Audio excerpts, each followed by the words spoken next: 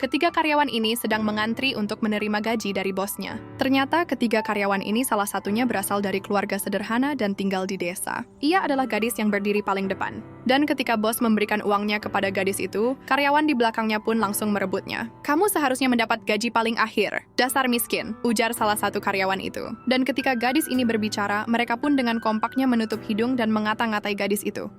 "Kamu tidak usah berbicara, mulutmu bau sekali sampah." Karena tidak mau ada pertengkaran, akhirnya si bos pun memberikan gaji kepada karyawan sombong itu. "Sudah, jangan bertengkar, ini ambil uangmu," ucap sang bos. Dan setelah karyawan sombong itu pergi, si bos pun kembali memberikan gaji gadis sederhana itu. Tapi lagi-lagi, karyawan yang satunya pun kembali merebutnya sambil menghinanya. Dengan sabarnya gadis itu pun mengalah dan akhirnya menerima gaji paling akhir. Dan setelah mereka semua pergi, asisten bos pun menunjukkan berkas ketiga karyawan itu. Dan ternyata semua pekerjaan gadis desa itulah yang paling baik. Sementara itu mereka pun sangat senang setelah mendapatkan gaji, dan ternyata masing-masing dari mereka uangnya lebih. Tapi kedua karyawan itu tidak kembali untuk bertanya kepada bosnya, kenapa uangnya lebih, sementara gadis desa itu kembali menemui bosnya dan mengembalikannya. "Maaf bos, uang di sini terlalu banyak, ini saya kembalikan sisanya." Dan sungguh tak disangka, ternyata si bos sedang melakukan tes kecil untuk mencari karyawannya yang pantas mengisi jabatan sebagai manajer. "Kamu silahkan duduk. Saya ingin memberitahumu, saya sengaja menaruh uang lebih. Sebenarnya saya sedang melakukan sedikit tes kepada kalian, siapa di antara kalian yang jujur, karena saya ingin mengangkat salah satu dari kalian menjadi manajer. Saya tidak hanya membutuhkan orang pintar, tapi saya juga perlu orang yang memiliki karakter yang baik. Karena jika orang mempunyai karakter baik, saya yakin dia akan bisa lebih tanggung jawab dan bisa memajukan perusahaan ini. Dan kamulah orang yang pas saya jadikan manajer." Gadis ini pun sangat senang, karena tidak pernah menyangka gadis desa sepertinya bisa diangkat menjadi manajer. Sementara kedua karyawan sombong itu pun merasa malu sendiri.